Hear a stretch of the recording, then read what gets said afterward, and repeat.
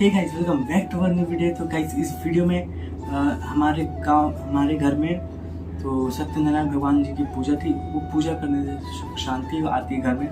तो गाइस, काफ़ी मस्त एक पंडित जी स्टोरी सुनाएंगे। तो एक व्लॉग भी आ गया है, पिन किया हूँ कमेंट में, एंड डिस्क्रिप्शन में भी लिंक है, तो आप जाके देख लेना, क्योंकि वो काफ़ी लंबा जाता है स्टोरी जो इस वीडियो में है। तो आगे बढ़ने से पहले बता देता हूँ कि वीडियो काफ़ी अच्छा आपको लगेगा सुनने में, काफ़ी जानकारी भी मिलेगी कि सत्यनारायण भगवान की पूजा करने से क्या होता है। तो बढ़ते आगे वीडियो में, एंड तक जरूर देखना। नमः पुंडरीकाक्षः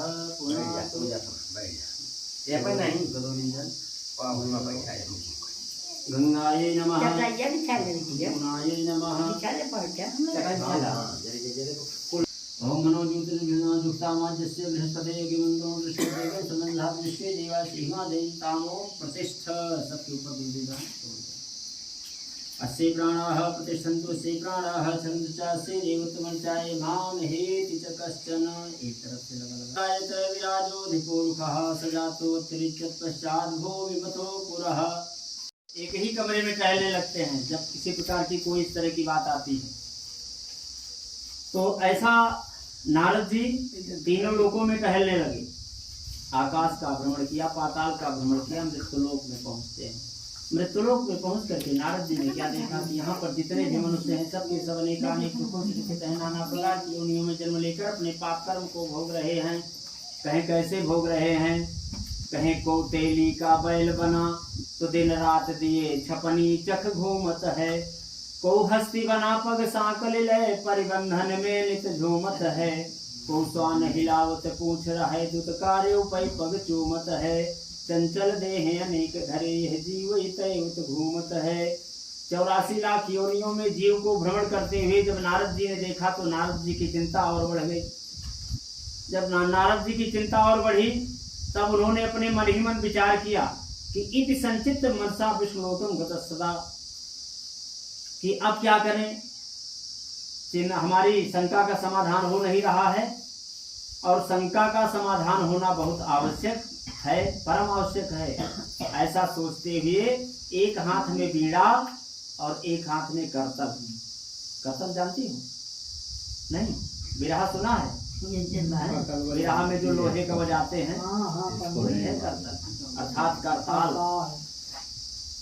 जो हाथों के बजाने से स्वर निकले, ताल निकले, वो है करताल। तो एक हाथ में बीड़ा और एक हाथ में करतल धारण किए हुए नारद जी नारायण नारायण जपते हुए विष्णु लोक चले गए। कहीं लोग तो तीन है भाई, आकाश पाताल और मृत्यु लोक। चौथा लोक कहाँ से आया? लोक 7 है बेटा, जान लीजिए। ब्रह्मलोक, विष्णु लोक, शिव लोक और इंद्र लोक, 4 लोके होते हैं, और 3 लोक आकाश पाताल मृत्यु लोक। इस तरह से जहाँ भगवान विष्णु निवास करते हैं क्षीर सागर में से सैया पर, देखा है फोटो में कि नहीं है? सांप ऐसे लपेटा हुआ है, आगे फन काढ़े है, और उसी के नीचे भगवान प्रेम से लेटे हुए हैं। हाँ। तो ऐसी स्थिति में वहीं पर नारद जी पहुंच गए। नारद जी जैसे ही पहुंचते हैं कि भगवान का सिंहासन अपने आप हिलने लगता है, डगमगा जाता है। क्यों? क्योंकि भक्त की भक्ति में इतनी बड़ी शक्ति है कि वो भगवान को भी हिला देती है। इसलिए भगवान का सिंहासन हिल गया, और भगवान ने जब देखा कि नारद जी पधार रहे हैं तो लक्ष्मी जी से कह रहे हैं कि लक्ष्मी जी, अच्छा स्वरूप क्या है? भगवान एक हाथ टेढ़ा करके लेटे हुए हैं और लक्ष्मी जी पैर के पास बैठी हैं, धीरे धीरे चरण दबा रही हैं, मंद मंद मुस्कुरा रही हैं। फोटो में देख लेना, जो मैं बता रहा हूँ ऐसा ही है कि कुछ और है ना? तो इस प्रकार से लक्ष्मी जी मंद मंद मुस्कुरा रही हैं। जैसे ही भगवान का सिंहासन हिला कि भगवान ने कहा कि लक्ष्मी जी, अरे मेरा परम भक्त पधार रहा है। ऐसा कह करके भगवान वहां से उठ खड़े होते हैं। जब समक्ष आते हैं नारद जी के, तो नारद जी को गले से लगा लेते हैं। आज भी हमारे ग्रामीण लोग स्वागत करते हैं, जब माताएं बहनें सब इकट्ठा होती है ना, एक दूसरे को भेंट अखबार करती है ना, अर्थात गले से लगा लेती। तो उन्होंने भी गले से लगाया, क्या किया? स्वागत किया। अतिथि सत्कार किया। नारद जी बिना बताए हुए गए थे, उन्होंने फोन नहीं किया था, हैं? चिट्ठी नहीं लिखा था, बिना बताए हुए चले गए थे। तो अतिथि उसे कहते हैं, जो बिना समय बिना घड़ी बताए हुए आपके दरवाजे आवे वो आपका अतिथि है। जो तिथि बता के नहीं आता वही अतिथि है। तो अतिथि देख उठ के मिले, भर उर अगम सुप्रेम, चंचल साधु प्रवीण का यह शुक्रमय अरुणेम। अर्थात भगवान ने नारद जैसे ऋषि का आतिथ्य सत्कार करके हम आप लोगों को शिक्षा दिया कि हम भी अपने आए हुए अतिथि का स्वागत करें। इससे शिक्षा मिलती। इसके पश्चात नारद जी ने नहीं देखा कि भगवान मेरा आतिथ्य सत्कार कर रहे हैं, हमें गले से लगा रहे हैं, क्या कर रहे हैं क्या नहीं कर रहे हैं, ये सब नहीं देखा। भगवान ने क्या देखा, वो नारद जी ने क्या देखा कि हमारे समक्ष चतुर्भुज स्वरूप भगवान खड़े हुए हैं और चारों भुजाओं में क्रम से, एक में शंख, एक में चक्र, एक में गदा, एक में पद्म और गले में तुलसी की माला सुशोभित है। ये भी भगवान का स्वरूप है। इस प्रकार जब सामने खड़ा देखा तो नारद जी ने भगवान की स्तुति किया कि सशंख चक्रम सकिरीट कुंडलम सपीत वस्त्रम सरसीरुहे क्षणम सहार वक्षस्थल कौस्तुभश्रियम नमामि विष्णु शिरसा चतुर्भुजम। इस तरह से स्तुति करते हैं। नारद जी के स्तुति से भगवान प्रसन्न होते हैं। प्रसन्न होकर के नारद जी से प्रश्न करते हैं कि हे नारद जी, किमर्थम आगतोऽसि त्वं किंते मनसि वर्तते कथयसु महाभागे तत्सर्वं कथयामि। आपका आगमन वैकुंठ लोक में हमारे पास किस लिए हुआ है? किमर्थम आगतोऽसि, किस अर्थ से मेरे पास आए हो, किस कारण से आए हो, ये बताने का कष्ट करो। नारद जी ने कहा कि प्रभु आप तो स्वयं अंतर्यामी हैं, फिर भी आप मुझसे पूछ रहे हैं कि मैं किस कारण से आया हूं। आप स्वयं जाननहार हैं, पालनहार हैं, हमसे पूछने की आवश्यकता नहीं है। लेकिन भगवान ने कहा कि नारद जी बिना प्रश्न के उत्तर नहीं मिलता, इसलिए आप प्रश्न करिए, मैं उसका यथोचित उत्तर दूंगा।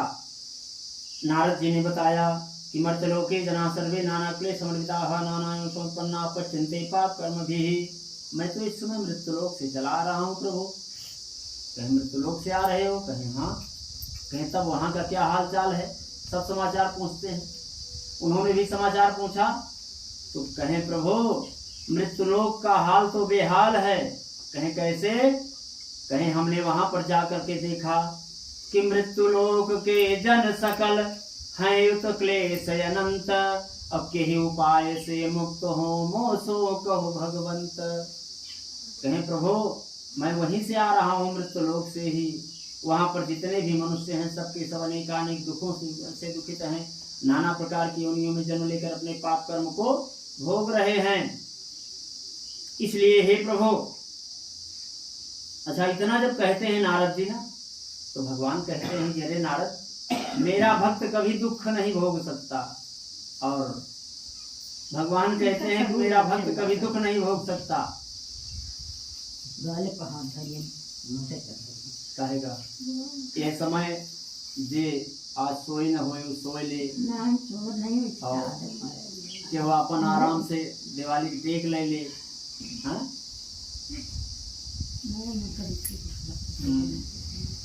तो ऐसी स्थिति में उन्होंने कहा, कहे नारद जी मेरा भक्त कभी दुख नहीं भोग सकता। और नारद जी कहते हैं कि प्रभु आपके ही भक्त हैं जो मृत्यु लोक में दुख भोग रहे हैं। भक्त और भगवान में वार्तालाप होता है, तर्क होता है बेटा, डिस्कस होता है। डिस्कस में क्या होता है? तर्क। तो ऐसी स्थिति में जब तर्क होता है तो नारद जी अपनी बात पर अडिग रहते हैं, भगवान भी अडिग हैं। लेकिन अंततः भगवान को ये कहना पड़ा कि अच्छा नारद जी बताइए, अगर हमारे भक्त हैं तो किस प्रकार दुख भोग रहे हैं। नारद जी ने बताया, कहें प्रभु दीन मलिन दरिद्र कुमूरख अबुद्धि विवेक विनाय अभिमानी। इस संसार में आप देखते होंगे जहाँ पर थोड़ा सा मनुष्य के पास लक्ष्मी हो जाती है लेकिन बुद्धिमान नहीं है, विवेकहीन है, विवेकशील नहीं है, तो वहाँ वो थोड़े में ही वह खाए बौराए नर वा पाए बौराए। तो पाने पर ही बौराहट आ जाती है।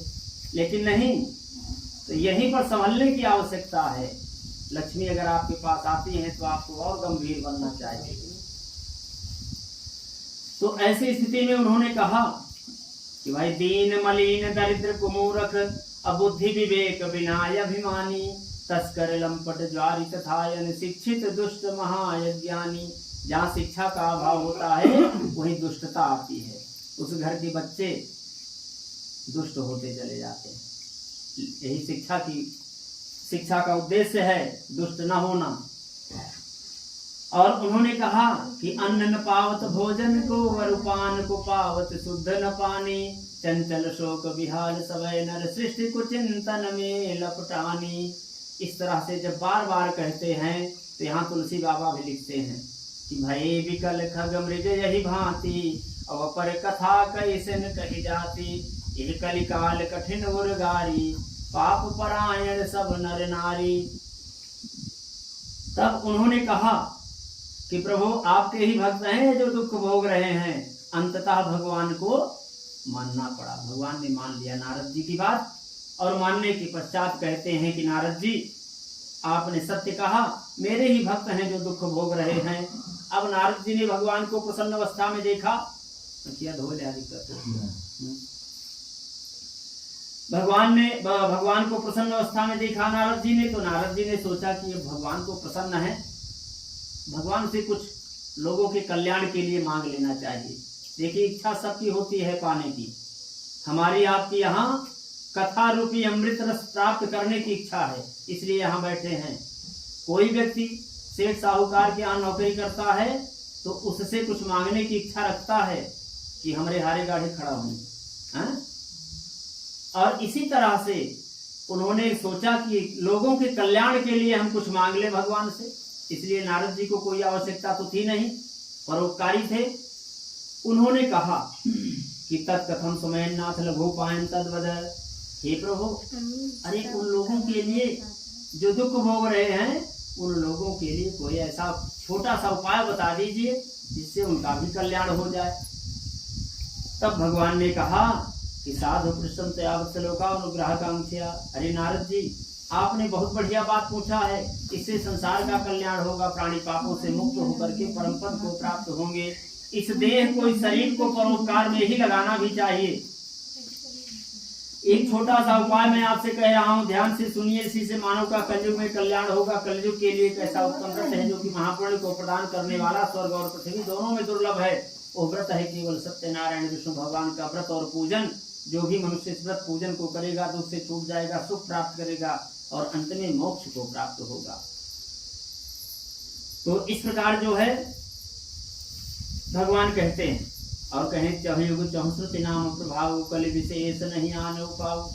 इस प्रकार का उपाय कह करके भगवान नारद जी से कहते हैं कि हे नारद, जो आपने पूछा सो हमने बताया। अब आपकी जानने की क्या इच्छा है? नारद जी कहते हैं कि प्रभु, व्रत तो आपने बहुत बढ़िया बताया, लेकिन आप हमें यह बतावें कि इस व्रत का फल क्या है, क्या विधान है, कब करना चाहिए, और सबसे पहले इस व्रत को इस पृथ्वी पर किसने किया, ये भी आप हमें बताने का कष्ट करें। तब भगवान ने बताया कि दुख शोकादिशमनम धन धान्य प्रवर्धनम सौभाग्य संतति सर्वत्र विजय प्रदम। तो ये जो मैंने आपसे व्रत बताया है, ये व्रत जो है समस्त दुख और सुख को नष्ट करने वाला, धन धान्य को बढ़ाने वाला है, सौभाग्य संतान को बढ़ाने वाला है, और सभी स्थानों पर विजय दिलाने वाला है। कहें इस व्रत को करने के लिए जिस किसी भी दिन आपके मन में श्रद्धा और भक्ति का उदय हो, श्रद्धा भक्ति जगे, उसी दिन आप भगवान का पूजन कर सकते हैं। और इस पूजन के लिए भगवान ने बताया कि अपने भाई बंधुओं के सहित धर्म में तत्पर होकर भगवान सत्यनारायण का पूजन करना चाहिए। इसमें मुख्य रूप से केले का फल हो, गौ का दूध, गौ का दही, गौ का घी, गेहूं का आटा जिसमें चीनी इत्यादि मिश्रित हो। यदि ये सब नहीं है तो इसके अभाव में चावल का आटा और गुड़ इत्यादि मिला करके स्वादिष्ट बना करके सब पदार्थ को इकट्ठा करके सवाया लगाकर भगवान को समर्पण करना चाहिए, प्रदान करना चाहिए। फिर उसके बाद भगवान तथा पुस्तक का पूजन करें, ब्राह्मण को औचित्य दक्षिणा कर देते हुए, प्रदान करते हुए अपने भाई बंधुओं के सहित कथा का श्रवण करें, कथा सुने। प्रसाद खाने के बाद नाच गाना बजाना कीर्तन आज जो कुछ भी हो भगवान के सामने करें। जब लोग अपने अपने घर जाने लगे तो सत्यनारायण ऐसा भगवान का नाम स्मरण करते जाएं, याद करते जाएं, जपते जाएं। और कहते हैं कि हे नारद जी, यह व्रत जो भी मनुष्य करेगा वो वांछित फल पाएगा। विशेष करके कलयुग में इससे सरल उपाय और कोई नहीं है। श्री स्कंद पुराणे रेवाखंडे श्री सत्यनारायण व्रत कथायां प्रथमो अध्यायः। बोले वृंदावन बिहारी लाल की जय।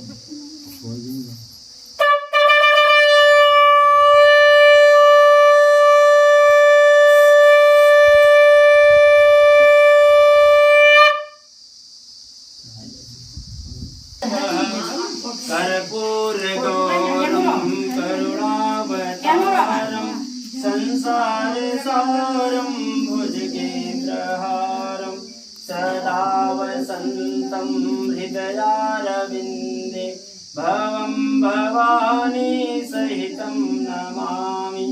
नीलाम्बुजश्यामलकोमलांगं सीताशमारोपितवामभागं पाणौ महासायकचारुचापं नमामि रामं रघुवंशनाथं मनोजवं मारुततुल्यवेगं जितेन्द्रियं बुद्धिमतां वरिष्ठं वातात्मजं वानरयूथमुख्यं श्रीरामदूतं शरणं प्रपद्ये। त्वमेव माता च पिता त्वमेव बन्धुश्च सखा त्वमेव विद्या द्रविणं त्वमेव सर्वं मम देवदेव। त्वमेव सर्वं मम देवदेव। यानि कानि च पापानि जन्मान्तरकृतानि च तानि सर्वाणि नश्यन्तु प्रदक्षिणे पदे पदे।